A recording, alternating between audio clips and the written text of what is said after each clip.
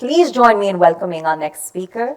We have among us Professor Ravi Mahajan, Director, Critical Care Integration and Transformation, Apollo Hospitals Group. Ravi. Huge round of applause, ladies and gentlemen. Thank you. Thank you, sir. Thank you very much for a very kind introduction. Am I allowed to stand on this, or do I? So it's meant for people that are 5'4", but we'll take a call right now. Shall we have sir off the platform if we're a little too high to the ceiling? All right, sir, we'll have the platform. Brilliant, thank you. So that was just a hint to move this. So thank you very much, thank you. It's a great privilege to be here, just to share some of the experience I've had in recent years at the Apollo in introducing this technology and sister technologies in the Apollo ecosystem. So critical care beyond boundaries, as we've heard and as we're going to discuss or talk about in next few minutes or so. Here are some declarations of my interest. I'm Director for Research and Innovation as well for Apollo Hospital Group, but it's only been in last 3 years that I joined Apollo. Before that, I spent about 35 years in the UK, still Professor Emeritus with University of Nottingham, past President of Royal College of Anaesthetists, and past Editor-in-Chief of British Journal of Anesthesia. Having said that, I'll declare here that I don't have anything to gain personally from this presentation, so it's my own professional opinion what you will be hearing. So let me start with the journey when I started my journey in critical care, and that was in the 80s, and I'm sure many of you, or some of you at least, started at the same time. And that was a time when intensive care units were tucked in as a side ward. You know, if the patients in the ward became a bit more critical, they went to a special bed, they got a special nurse, and if you're lucky, you will get a cardiac monitor. Some of the hospitals were better, of course, than the others, but I'm just talking about the general average hospital in India where I worked. And I also worked in 80s in PGI Chandigarh and All India Institute of Medical Sciences, where they had established intensive care units. But then there were respiratory intensive care unit, there was a cardiac intensive care unit, there's a cardiothoracic intensive care unit, neurocritical care, all sorts of critical cares. And it was only in the 1990s that the concept of multidisciplinary critical care got the grip, because we realized that patient actually is a patient, is unique, has many systems, and sometimes more than one system can go wrong, and therefore they need a multidisciplinary approach. And that's where people started to realize that you required more training, and you required more, not only training in the multidisciplinary approach, but also create some of the texts which would determine some harmony in the way different people treated patients with critical illness. Severity scoring was a significant addition at that time. You could score somebody's severity in intensive care and predict whether they were going to die or they were going to survive. Apache scores, you've heard, they were introduced at that time, and that was a big thing at the time. Then people realized that actually not everybody requires ventilating, and sometimes you can get away with extra support. So a system of high dependency units came in, and we talked not of intensive care units, but critical care units. We talked about critical care, which incorporated high dependency units as well as ICUs. At the same time, we realized that the patients in the wards were becoming critically ill, and something more can be done for them. So outreach teams were created, especially in the UK. So some ICU nurses would go in the wards and take rounds and identify patients at risk. And that's where the risk scoring started to come in. So we moved from severity scoring, of course, that's the mainstay, to risk scoring. So we were thinking in terms of, is this person going to be ill, and can we then pick them early, if not, treat them early. And then came the time when not only we were predicting who is going to get ill, but we were predicting whether or not, when you're healthy, if you're undergoing an operation, are you going to end up in a critical care unit? Are you more likely to survive a critical care admission? So risk prediction kind of scoring came in, and we started to describe levels of care, level 1 being normal, level 2 being high dependency, non-ventilated, 3 being ventilated patients, multi-organ failure, more than 2 organ failures.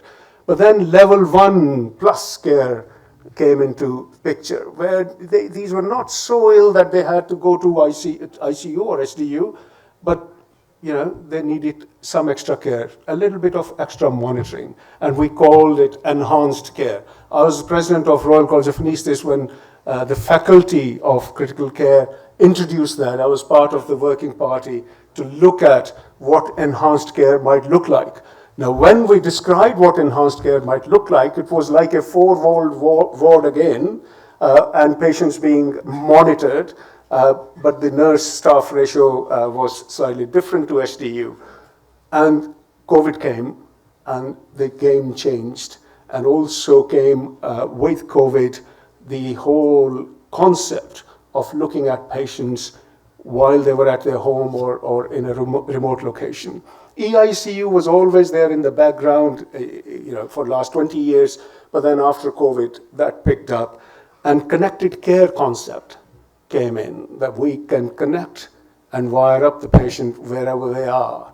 And that has been there in the last 2-3 years. And what I'm going to discuss is how in the last year or so, we've taken it forward in Apollo Hospital ecosystem. I'll talk about Apollo because that's the only place I have worked in India in the recent years.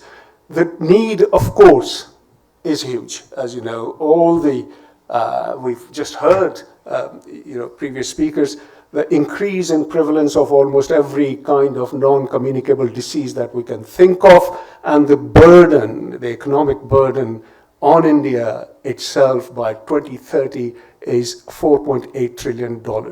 I don't think any country can afford that. Leave aside India, even the developed world can't afford that kind of burden.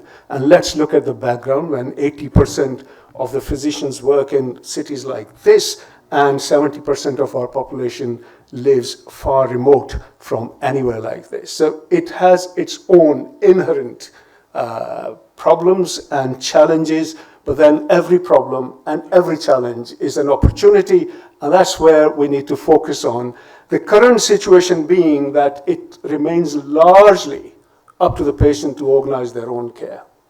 Yeah, and that is in a way an issue, because it depends very much where you are, how you're located, what the nearby facilities are, what access have you got, how much exposed you are to the healthcare scenario. You may approach your local doctor, you may ring and find somebody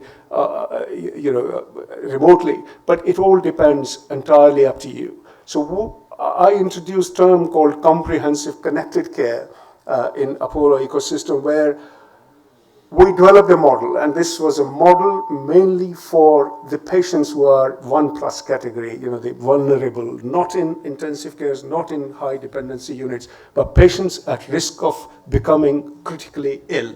And we thought, why not have a multidisciplinary command center? Okay, so this is a command center which is multidisciplinary, and then you connect patients irrespective of their location, geographical location. They may be at home, they may be in the ward, they may be in ambulances, they may be in a remote nursing home. Connect them up, get the picture, get the full picture, and then start caring depending upon what the conditions you are in and what facilities you have at your disposal. So it's a network of facilities, and irrespective of geographical location, you can be connected up, information can be gathered, and treatment can begin.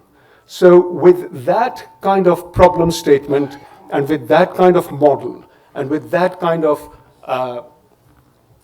solution that we have, so it's seamless monitoring and seamless care irrespective of your geographical location and whether you are being moved. We had a webinar, the And the webinar we had with people from the UK and from New Zealand, and the editorial actually captures the summary of that webinar. We discussed, there are lots of challenges with all this, the clinical governance side of things, and how you manage technology. Is the technology, how do you make sure that it is a valid kind of technology that gives you right information at the right time? So we started with what we thought would be something we could do within our own control, which was connect our wards to the command center. And we called it enhanced connected care. So very different from the model I perceived in the UK, where you had a room and you had patients moved in. Here the patients stay where they are, we connect them up, and we get the information. So this video is going to tell you a little bit about that. Apollo, world's largest integrated healthcare provider, is setting new standards in patient safety by achieving zero code blues record through their enhanced connected care program. So the enhanced connected care program is actually a paradigm shift in the way the healthcare will be provided in the future. The reason why we thought about this program was because we know that the critically ill patients, and we know this from our COVID experience, they don't just confine themselves to the critical care units in the hospitals. You can find them at home, you can find them in the ambulances, you can find them in emergency rooms, and you can find them in the normal wards in the hospitals. Wouldn't it be nice if we could capture them before they really became critically ill? And that's the vision of this program. Pan-Apollo, we are going to be monitoring our patients 24/7, round the clock. With that objective and intent, we are looking for all technologies available in the world, and we come across with enhanced care, which has brought down the codes significantly, almost about in the last 200 days. I have a zero code blues, which is significant. When we take the patient on board, we'll connect the devices and we'll set the baselines and we record those things. And those vitals, whether it is heart rate, blood pressure, saturation, respiratory rate, and all those things are lively monitored in the nursing station. If we didn't have these sensor sheets under the bed coverings, or if we didn't have the patches that go on patients' chests, if we didn't have the technology to transmit that data into the cloud and then capture it on nursing stations and in the command centers, if we didn't have this kind of connectivity, which is what technology has provided us, we wouldn't be nowhere, we wouldn't be able to start. We'd still be doing what we have been doing. This device actually helped each nurses to save their 1 hour of time in each shift. So that has enhanced the patient care and patient satisfaction and the safety of the patient. Now when patients participate in their care delivery process, they know what's happening. When we apply all these devices and patients able to see what is their heart rate, what is their blood pressure, and they also know they're continuously monitored. When they are continuously monitored, naturally they know someone is looking and monitoring me, and also with their involvement, their confidence and their satisfaction level always keep increasing. We are covering now at least 15 to 17 hospitals out of our 70 hospitals. We only started 6 months ago, and the plan is to cover at least 40 hospitals by the end of this year. Now that technology gives us the chance of making safe care even safer, why not?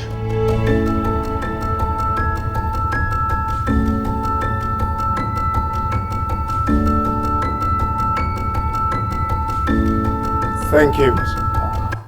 So that was about 3-4 months ago when the video was made. So we've now connected over 1,500 beds in 25 hospitals. Our target was 1,000, but we overstepped our target because of the demand. And that's just telling you, once people start getting, it's like iPhone.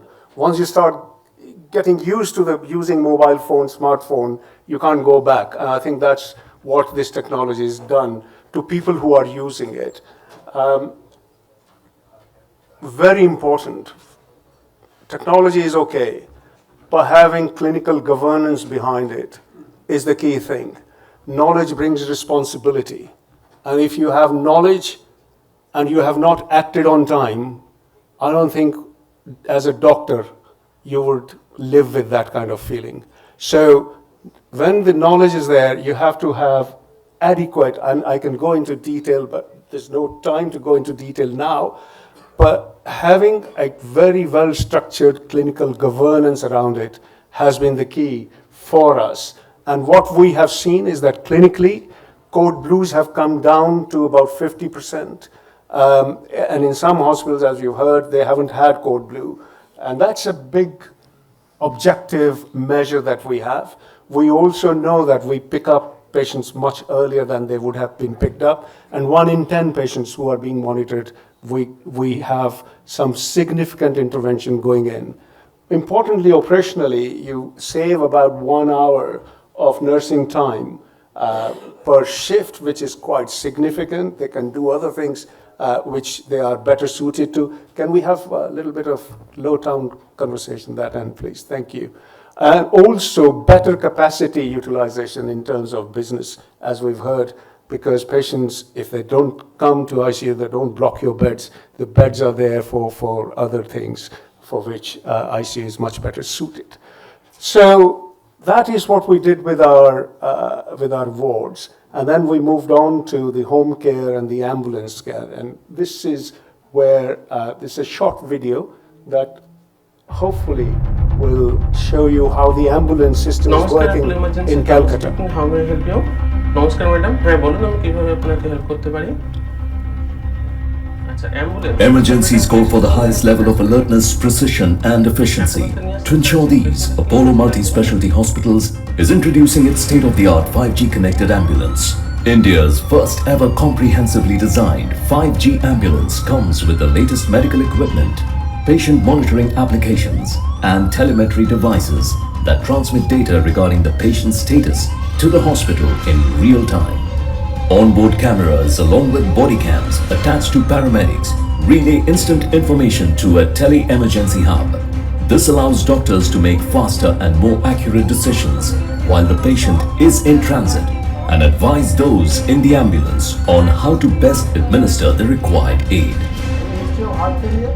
No sir, no prior history. So looking at the vital signs, he is not tachycardic, he is not hypoxic, and he is not tachycardic also. When you auscultate him, how is the chest? Sir, chest there is left side decreased air entry with crepitations associated with left side compared to right side. And heart sounds clear sir, no added sounds. Keeping the vital signs. Long transit in ambulances has proven to increase mortality. But with the 5G connected ambulance, treatment begins while the patient is on their way to the hospital. Real-time data, including the patient's vitals and their movements, are supplied to the emergency room for optimal preparation to receive the patient. This significantly improves the nature of patient assessments and increases the chances of life-saving interventions. I think you get the gist of it, that especially for here, luckily the patient didn't require much intervention, but we've had patients where they've required intervention, the developing stroke as for example, or they've just been diagnosed with one kind of stroke or the other, and they are on their way to Apollo, so the things can be done while they're on their transit. Similarly for developing cardiac events, we've got the case records now to show how remote monitoring and connectivity can intervene early in this golden 30 minutes or golden 1 hour period that we talk about in these conditions. So what next? I think power of data is going to be very, very important in next phase of our development. The better predictability, better we can prepare ourselves, and individual risks and outcomes we can individualize rather than saying patient with heart failure. Well, patient with heart failure who's got your kind of habitat, your kind of profile with your kind of diet profile, so that kind of individual predictions are going to become norm. I think the critical care, rather than saying we've got a patient with heart failure or lung failure or 3-organ failure, 2-organ failure, will have much better comprehensive picture of patient profile, which will bring us how we can actually prevent them going to critical care. So critical care is going to become more preventive, more proactive, because if there's risk prediction or you're at risk, you can actually mitigate those risks, being proactive and much more personalized. I think that's what the new era of technology as well as AI will do to us or help us with. I hope to see that while I've still got some working life left. I'm sure the way that things are developing, this will happen sooner than what we think. But the fundamental principles remain the same. Patient-centered, home, hospital, home, throughout the whole of landscape, looking at the outcomes and looking at the efficiency. System requirements, I think we need leaders like yourselves to make this happen. Standardization is the key. It's no good to have different standards which produce different results. Digital platform is the key, of course, and then more we can educate people, more we can research, more we can network like this, I think more we will gain out of the whole thing. I need not tell you, I think, what the enablers are, but I think safety and efficiency are the key things which will drive this nationally and internationally. If we are able to show that this improves patient safety or patient outcomes and is much more efficient system, we will be winning on this legacy. So my view is that 2024 onwards now, I'm here to see critical care with no boundaries. Thank you very much.